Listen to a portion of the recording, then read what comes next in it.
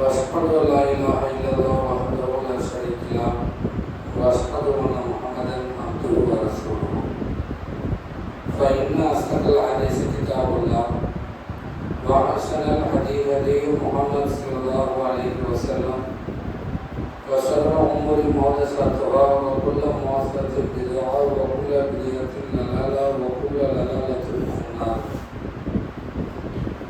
எல்லாம் உள்ள அல்லாஹ்வின் நல்லடியார்களே, அல்லாஹ்வுடைய மாபெரும் கிருபையினால் புனிதமிக்க ரமலான் மாதத்தில் ஜுமா தினத்திலே நாம் எல்லாம் ஒன்று கூடியிருக்கின்றோம்.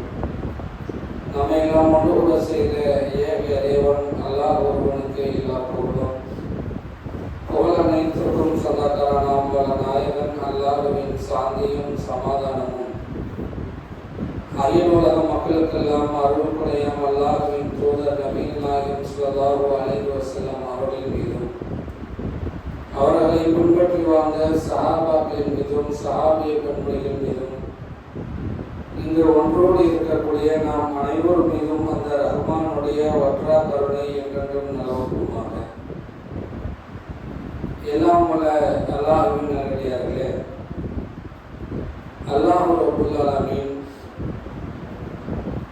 மனிதர்களோடு நேரடி தொடர்பில் இருக்கக்கூடிய நிறைய விஷயங்களை இந்த மார்க்கம் கற்றுத்தருகிறது.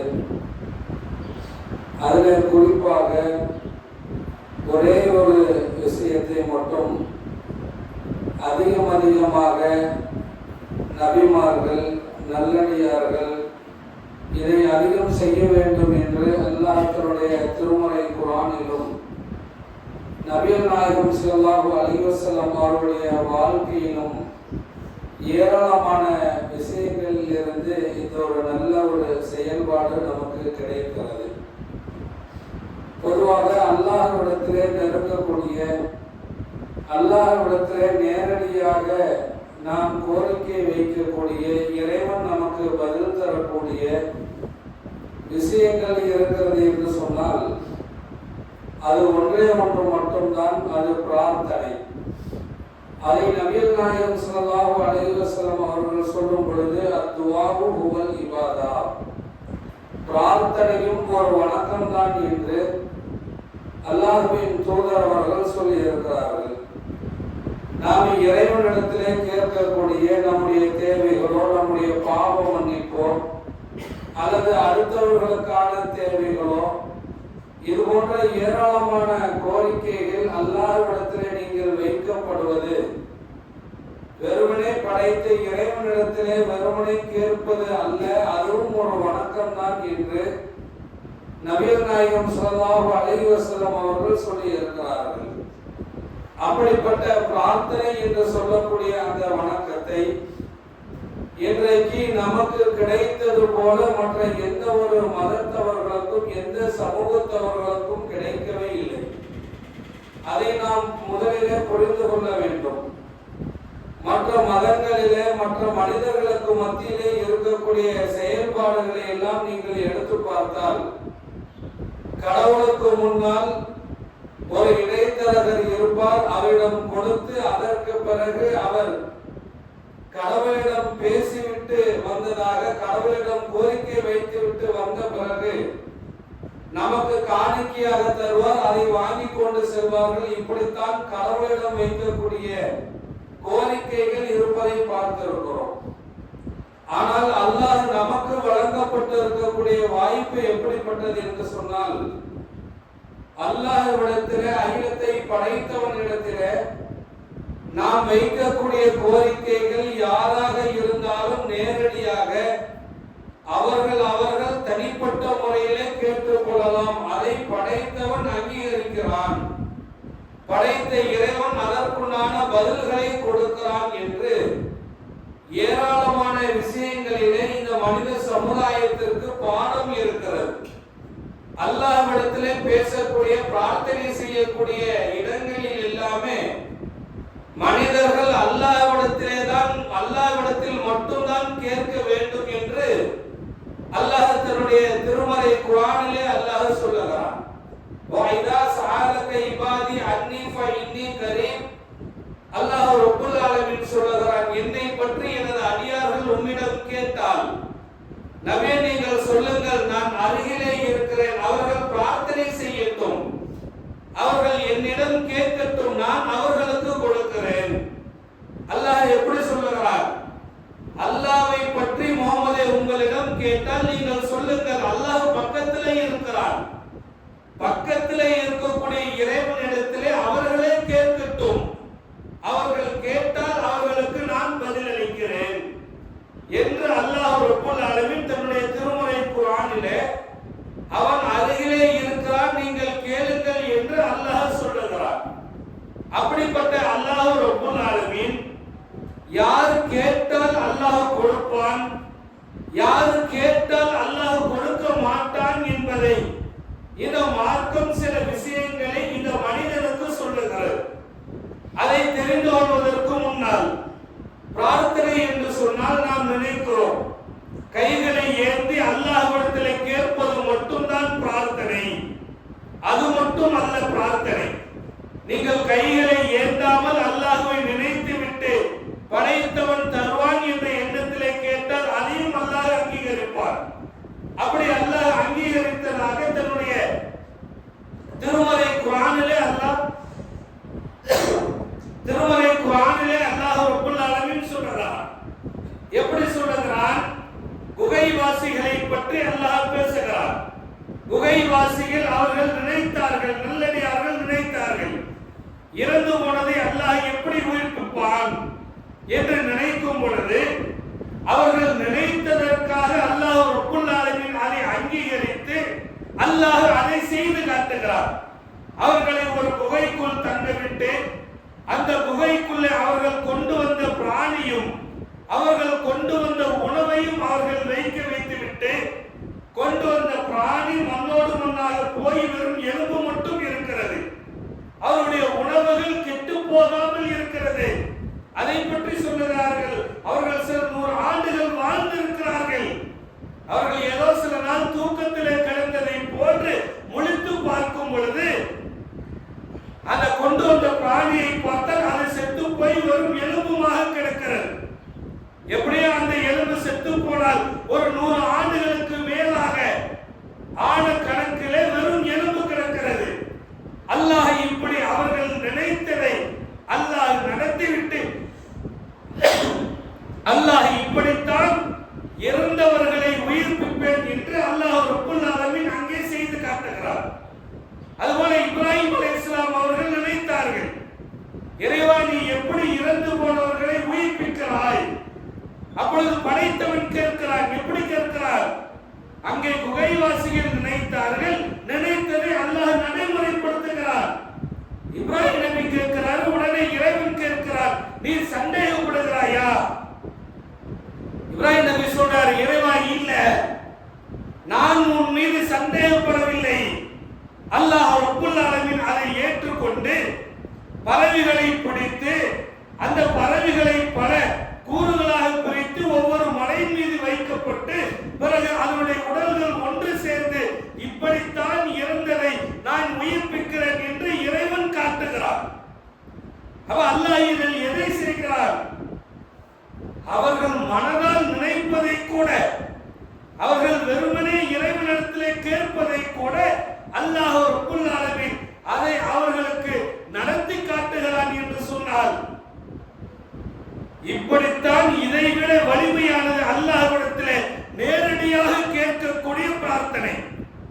அந்த பிரார்த்தனையை பற்றி ஏராளமான விஷயங்கள் அல்லாஹ் ரப்பல் ஆலமீன் தன்னுடைய திருமறை குர்ஆனிலே சொல்லுகிறார்.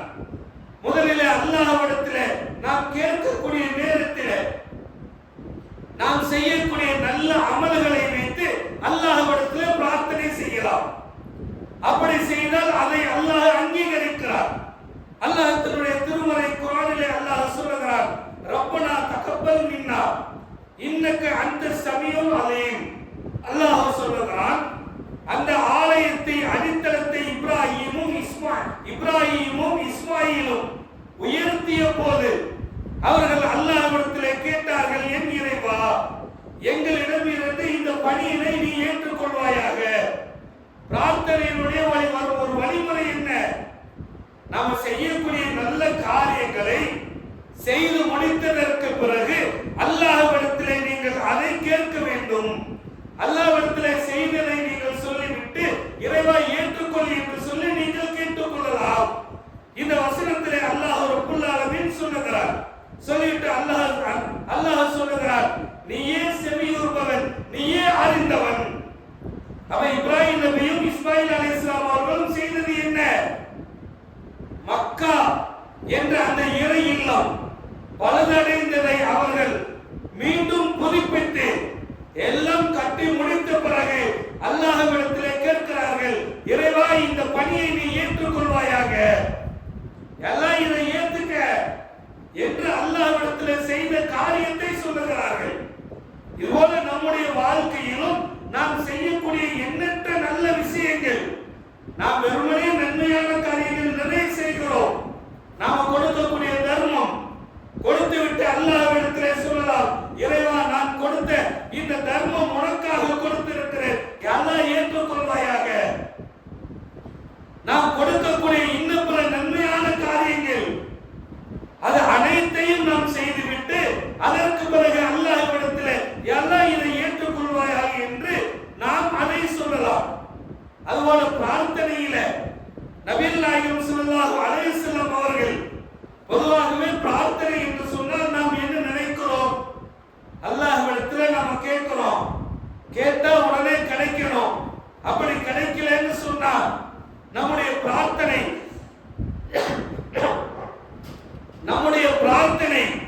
அது வீணாகிவிட்டது. நம்முடைய பிரார்த்தனைக்கு அல்லாஹ் பதில் தரல, நம்ம பிரார்த்தனை அல்லாஹ் ஏற்றுக்கொள்ளல என்று நாம நினைக்கிறோம். ஆனால் பிரார்த்தனையை பொறுத்த வரைக்கும் நாம் எதை வேண்டுமானாலும் கேட்கலாம். அதில் அல்லாஹ் சிலதை மட்டும்தான் நாம் பிரார்த்தனையிலே கேட்க கூடாது என்று அல்லாஹ் தடுத்திருக்கிறார். நீங்கள் எதை வேண்டுமானாலும் அதை தவிர அல்லாஹ்விடத்தில் நீங்கள் கேட்கலாம்.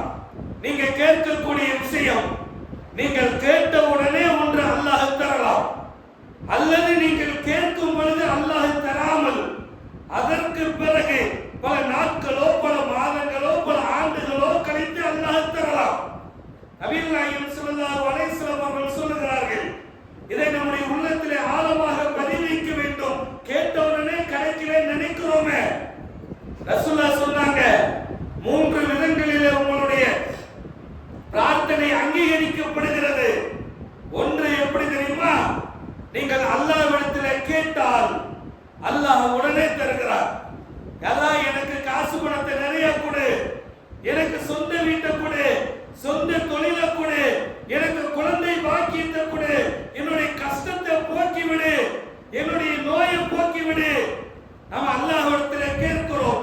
அல்லாஹ் ரப்பல் ஆலமீன் ஒன்று அதை உடனே உங்களுக்கு தரலாம், அல்லது நீங்கள் கேட்டதை அல்லாஹ் தராமல் இருப்பார். நீங்க அன்னைக்கு கேட்டது உங்களுக்கு அதில் பாதிப்பு கூட வரவிருக்கலாம். நீங்க அல்லாஹ் காசை கொடு அல்லாஹ்ட்ட கேட்டிருப்பீங்க. இப்பொழுது உனக்கு காசை கொடுத்தால் அந்த காசினால் நீ வழிவிட்டு போய் விடுவாய், அதனால் பாவம் அதிகரிக்கும் என்றால் அல்லாஹ் உனக்கு தராமல் வைத்து விடுவான். அல்லாஹ் அதை பார்த்து தருபவன், அல்லாஹ் தராமல் இருப்பான். அல்லாஹ்வுடைய தூதர்கள் சொல்லுகிறார்கள், ஒன்று நீங்கள் கேட்ட உடனே கிடைக்கும், அல்லது அதை விட சிறந்ததை அல்லாஹ் தருவார். நாம வெறுமனே காசு பணத்தை கேட்போம். அல்லாஹ் காசு பணத்தை விட்டுட்டு இவனுக்கு காசு பணம் தேவையில்லை, அவனுக்கு ஒரு சொந்த வீடு கொடுத்துருவோம், அல்லாஹ் அப்படி கொடுப்பார். ஒருத்தர் சொந்த வீடு வேணும்னு அல்லாஹ்விடத்தில் கேட்பார். இவனுக்கு சொந்த வீடு வேண்டாம், இவன் ஆரோக்கியமாக வாழ்வதற்கு உடல் ஆரோக்கியத்தை நீட்டி கொடுத்துருவோம், ஆரோக்கியத்தை கொடுப்பான்.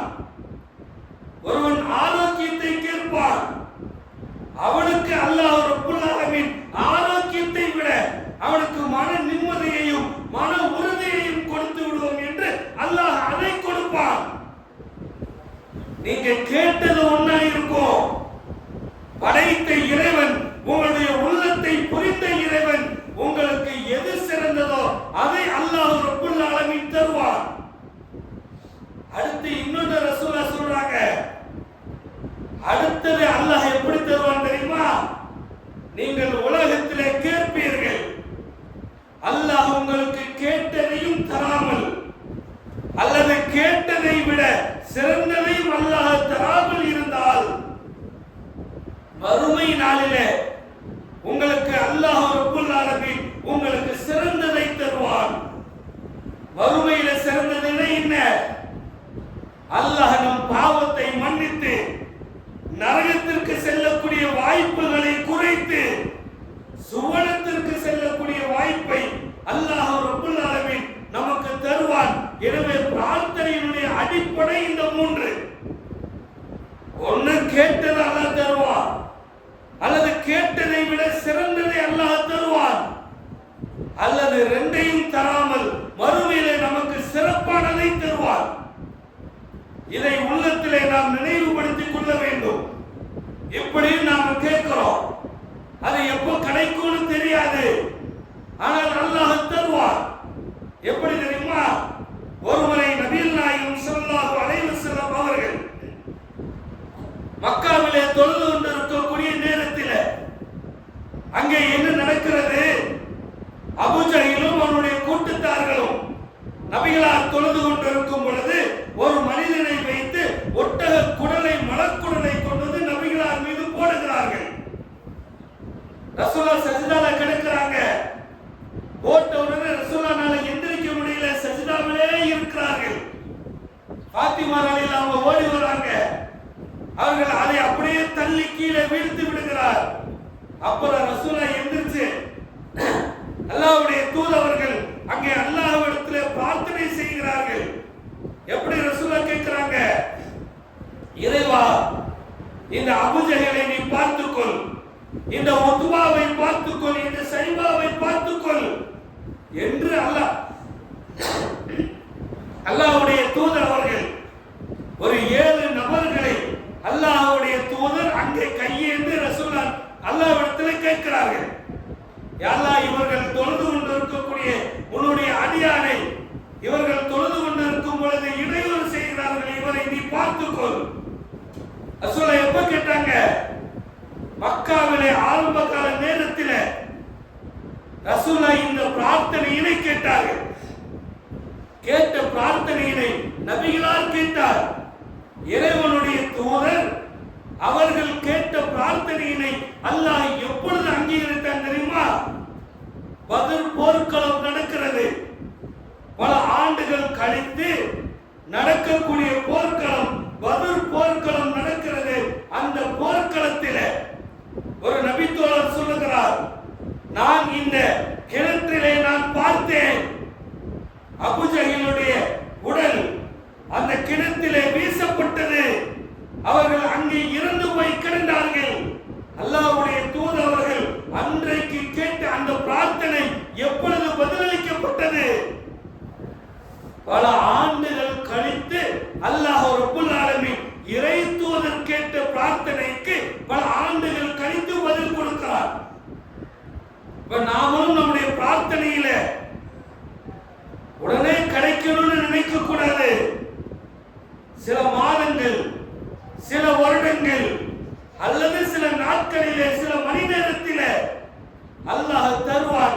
அதற்காக காத்து கொண்டு அல்லாஹ்விடத்தில் நம்முடைய பிரார்த்தனையினை நாம் அமைத்துக் கொள்ள வேண்டும். அதுபோல அல்லாஹ்வுடைய தூதர் நபிகள் நாயகம் ஸல்லல்லாஹு அலைஹி வஸல்லம் அவர்கள் சொல்லுகிறார்கள், அல்லாஹ்விடத்தில் எப்படி பிரார்த்திக்க கூடாது என்பதை பற்றி அல்லாஹ்வுடைய தூதர் ஒரு செயலிலே சொல்லி காட்டுகிறார்கள். ஒரு மனிதர் நீண்ட தூரம் பயணிக்கிறார், ரொம்ப தூரம் பிரயாணமாக போகிறார். போகக்கூடிய மனிதர் அவருடைய தலை பறைட்டை தலையாக இருக்கிறது, தூசி அடைஞ்சு புழுதி அடைஞ்சு கிடக்குது. ரசூலுல்லாஹ் சொல்றாங்க, பிரயாணம் போனாலே அப்படித்தானே, வியாபாரத்திற்கோ இன்னும் தேவைகளுக்கோ பிரயாணம் போகக்கூடிய மனிதனுடைய நிலை என்ன? சரியான சாப்பாடு இருக்காது, நல்ல வாகன வசதி இருக்காது, கிடைக்கிற வாகனத்தையும் கிடைத்த உணவையும் கொண்டு அப்படியே அடிக்கிற வெயில் நல்ல போடுவதற்கு நல்ல ஒரு ஆடை இல்லாம எதையாவது போட்டு வியர்வை நாற்றத்தில் மனிதன் பொழுதி அடைந்தவனாக போய்கொண்டே இருப்பான. அப்படிப்பட்ட நேரத்தில் அல்லாஹ்வுடைய தூதர் நபிகள் நாயகம் ஸல்லல்லாஹு அலைஹி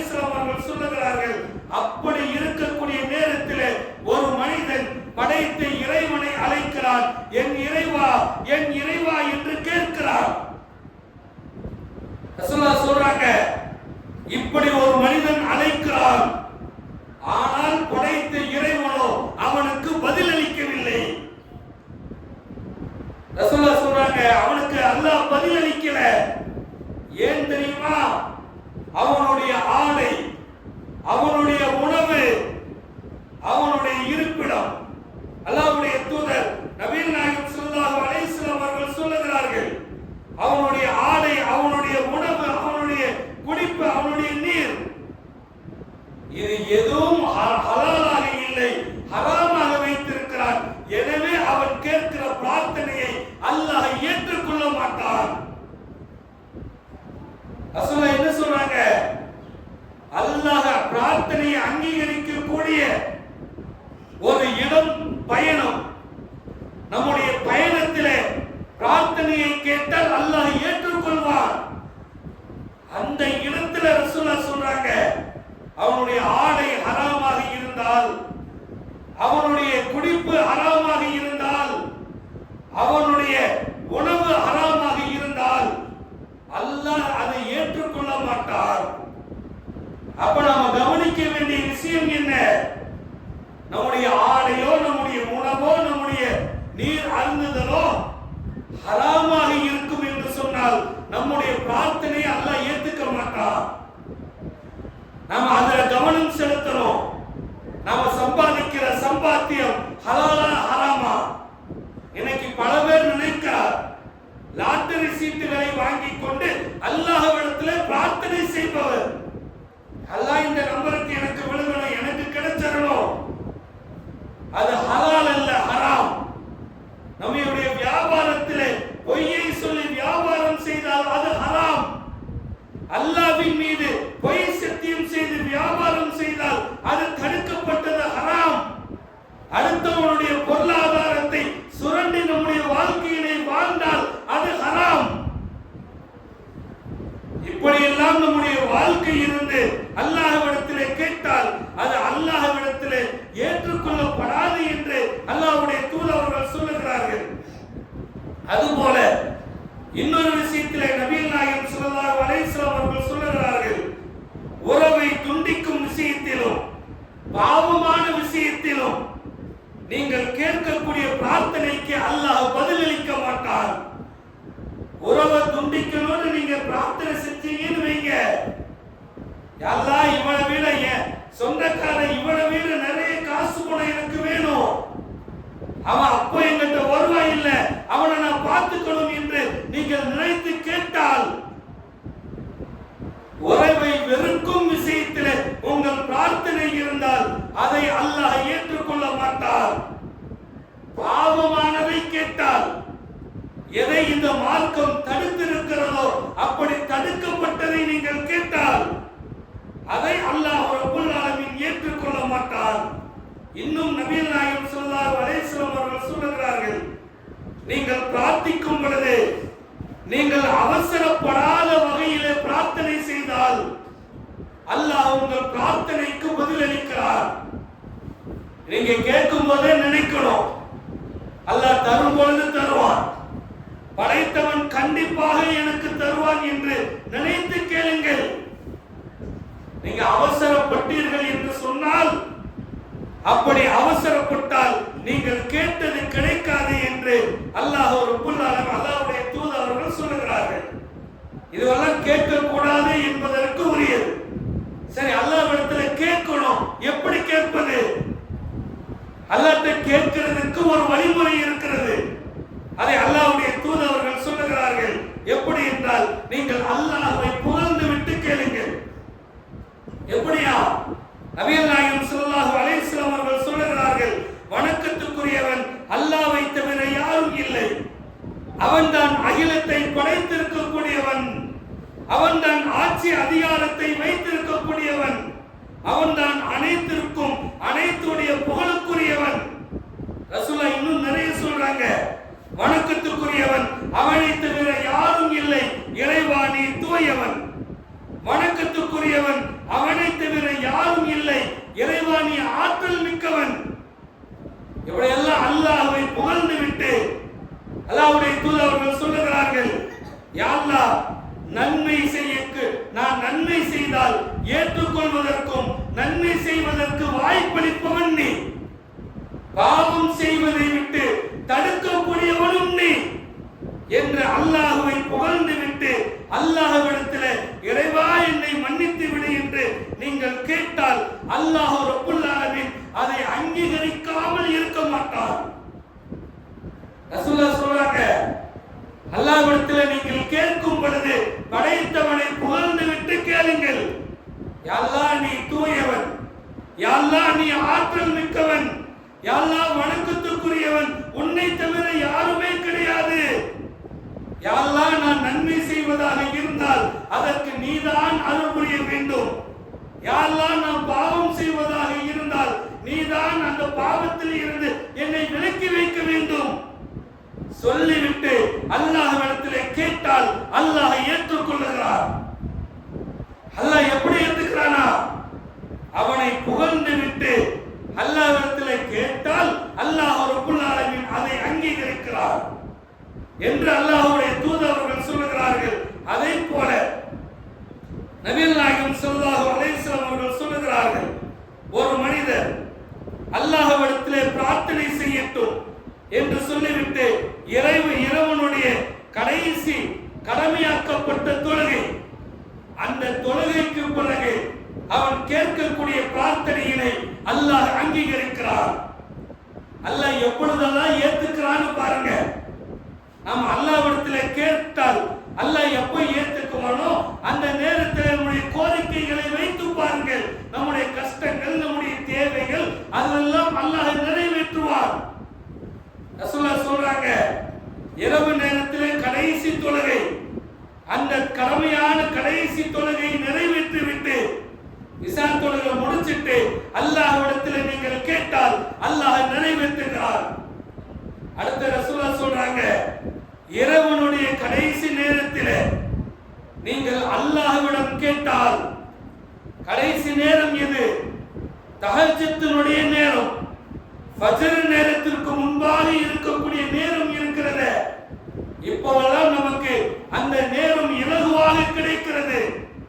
சஹர் நேரம், அந்த சஹர் நேரத்தில் நீங்கள் எந்திரித்து அல்லாஹ்விடத்தில் தொழுது அல்லாஹ்விடத்தில் நீங்கள் பிரார்த்தனை செய்தால் அல்லாஹ்வுடைய தூதர்கள் சொல்லுகிறார்கள், உங்களுடைய பிரார்த்தனையினை அல்லாஹ் ரப்புல் ஆலமீன் அதை உடனே உங்களுக்கு அல்லாஹ் அங்கீகரிக்கிறார் என்று அல்லாஹ்வுடைய தூதர்கள் சொல்லுகிறார்கள். அடுத்து பாருங்க, அல்லாஹ் எப்பொழுதெல்லாம் பிரார்த்தனை அங்கீகரிக்கிறான் என்றால் அல்லாஹ்வுடைய தூதர் சொல்லுகிறார்கள், சஜ்தாவிலே இருக்கக்கூடிய ஒரு நிலையிலே ஒரு அடியான் தன்னுடைய இறைவனை அவன் நெருங்குகிறான்.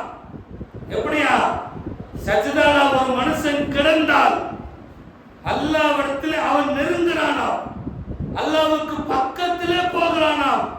அப்படி போகக்கூடிய நேரத்தில் இந்த மனிதன் துஆவை கேட்டு துஆவை அதிகப்படுத்தினால் அதை அல்லாஹ் ரப்புல் ஆலமீன் அதை அல்லாஹ் ஏற்றுக்கொள்கிறார்.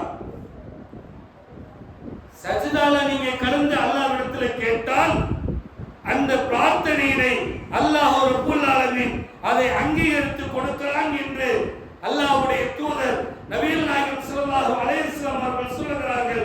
இப்படி நிறைய பிரார்த்தனைகள், நாம எவ்வளவு தேவைகள் வச்சிருக்கிறோம். இப்ப நாம நோன்பு வச்சிருக்கக்கூடிய நேரத்தில் பாவங்கள் குறைந்து இருக்கக்கூடிய இந்த நாளிலே, இந்த நேரத்தில், இந்த மாதத்தில் நம்முடைய பாவங்கள் குறைந்து இருக்கிறது, பொய் பேசுதல் குறைக்கப்பட்டிருக்கிறது, நம்முடைய அமல்கள் அதிகப்படுத்தி எடுக்கப்பட்டிருக்கிறது. அல்லாஹ்விடத்தில் நம்முடைய தேவைகளை அதிகம் அதிகம் கேளுங்க, அல்லாஹ் நிறைவேற்றுவார்.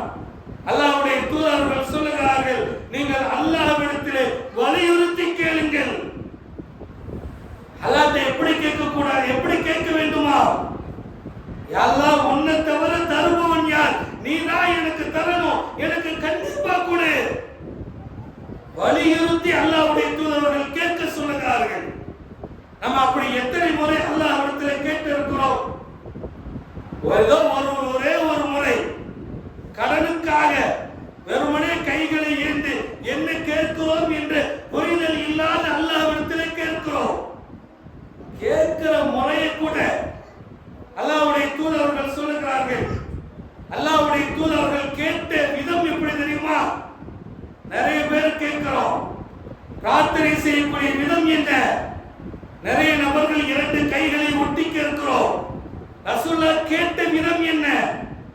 அல்லாஹ்வுடைய தூதர்கள் 2 பாதங்களையும் இப்படி வான் நோக்கி உயர்த்துவார்கள். 2 பாதமும் வானத்தை பார்த்ததை போல கைகளை உயர்த்தி விட்டு அல்லாஹ்விடத்தில் கேட்பார்கள், யா அல்லாஹ் நீ கொடு என்று ரசூலுல்லாஹ் பிரார்த்தனை செய்திருக்கிறார்கள். அல்லாஹ்விடத்தில் ரசூலுல்லாஹ் கேட்ட மாதிரி கேளுங்க. வழிகாட்டுதல் அல்லாஹ்வுடைய தூதர். நாம நினைச்சத போல கைகளை வைத்து கேட்காமல் ரசூலுல்லாஹ் கேட்ட மாதிரி அல்லாஹ்விடத்தில் வலியுறுத்தி கேளுங்கள். அல்லாஹ் தருகிறார், அல்லாஹ் தருவதற்கு காத்திருக்கிறார். கேட்கக்கூடிய நாம் நமக்கானதை சரியானதை அல்லாஹ்விடத்தில் கேட்டு அல்லாஹ் ரப்பல் ஆலமீன் நம்முடைய பிரார்த்தனைகளை அங்கீகரிக்க வேண்டும் என்ற பிரார்த்தனையோடு இந்த முதல் உரையை முடித்துக் கொள்கிறேன்.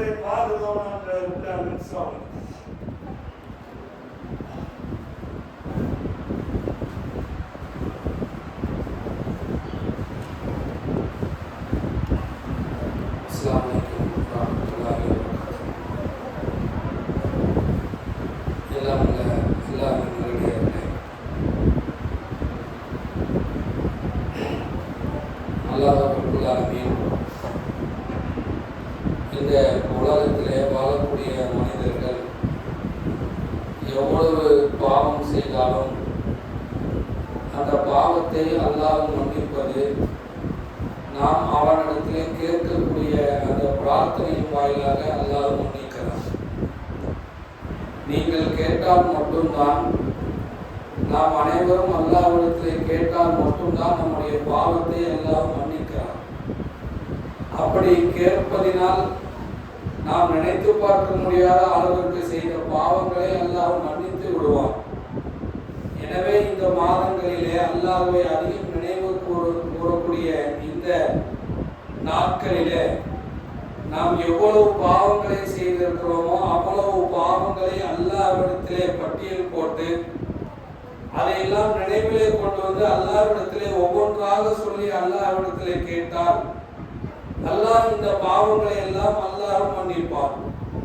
அதே நேரத்திலே நம்முடைய தேவைகளை அல்லாஹ்விடத்திலே முழுமையாக சொல்லிவிட்டு வெறுமனே அல்லாஹ் பணத்தை கொடு, சிரமத்தை போக்கு, எனக்கு வசதி வாய்ப்புகளை கொடு என்றெல்லாம் அல்லாஹ்விடத்திலே வெறுமனாக கோரிக்கைகளை வைக்காமல் நம்முடைய பிரார்த்தனைகளை ஆழமாக நாம் ஒரு தேவைகளை அல்லாஹ்விடத்திலே வைக்கிறோம் என்று சொன்னால் அதனால் பாதிக்கப்பட்டிருக்கக்கூடிய பாதிப்புகள், அதனால் இழந்த இழப்புகள் எல்லாத்தையுமே படைத்த ரப்பல் ஆலமீன் இடத்திலே சொல்லி அல்லாஹ்விடத்திலே முறையிட்டால் அல்லாஹ் ரப்பல் ஆலமீன் அதை முழுமையாக ஏற்றுக்கொள்வார்.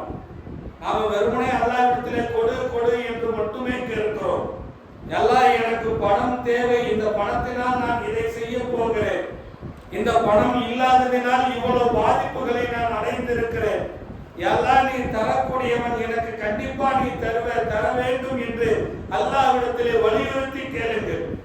எதை கேட்டாலும் ஆழமாக அனைத்தையுமே அல்லாஹ்விடத்திலே முறையிட்டு, ஏன்னா அல்லாஹ்வுடைய தூதர்கள் அப்படித்தான் கேட்டு இருக்கிறார்கள். பத்ர் போர்க்களத்திலே சஹாபாக்களுக்கு அல்லாஹ்வுடைய தூதருடைய படைகளுக்கு அல்லாஹ்விடத்திலே உதவி கேட்கும் பொழுது ரசூலுல்லாஹ் கேட்ட விதம் என்ன? ரசூலுல்லாஹ் ஒவ்வொன்றையும் சொல்லி கேட்டார்கள், இறைவா இதோ இந்த மக்கள் இருக்கிறார்கள், இவர்கள் இந்த மார்க்கத்தை போதிக்கக்கூடிய மக்கள், இவர்கள் இறந்து போய்விட்டால், இவர்கள் அழிக்கப்பட்டு விட்டால் அடுத்து மார்க்கத்தை சொல்வதற்கு இல்லாமல் போய்விடுவார்கள். எனவே இவர்களுக்கு உதவி செய் இறைவா. அல்லாஹ்விடத்திலே சொல்றாரு, அல்லாஹ் இந்த மக்கள் இப்படிப்பட்டவர்கள், இவர்களுக்கு இவர்களுடைய போர்க்களத்திலே அவர்களை விட இவர்கள் ஆட்கள் குறைவானவர்கள், எல்லாத்தையும் சொல்லி ரசூலுல்லாஹ் அல்லாஹ்விடத்திலே கேட்கிறார்கள்.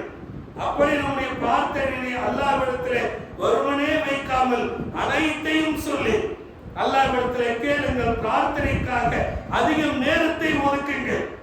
ஏதோ ஒரு நிமிஷம் அரை நிமிஷம் அது மட்டும் இல்ல, நம்ம கேட்க வேண்டியது எவ்வளவோ இருக்கிறது.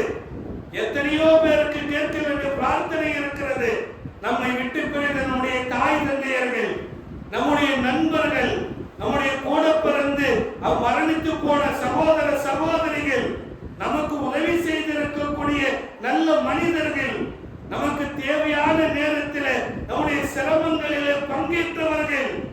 அண்டை வீட்டுக்காரர், இப்படி ஏராளமானவர்கள் பிரார்த்தனை பட்டியலிலே நிறைய இருக்கிறார்கள். எனவே அவர்களுக்கும் சேர்த்து நம்முடைய பிரார்த்தனையை அமைத்துக் கொண்டு அனைவருக்கும் பிரார்த்தனை செய்யக்கூடிய வாய்ப்பினை அல்லாஹ் ரப்பல் ஆலமீன் நம் அனைவருக்கும் தருவானாக என்று கேட்டு இந்த உரையை முடித்துக் கொள்கிறேன்.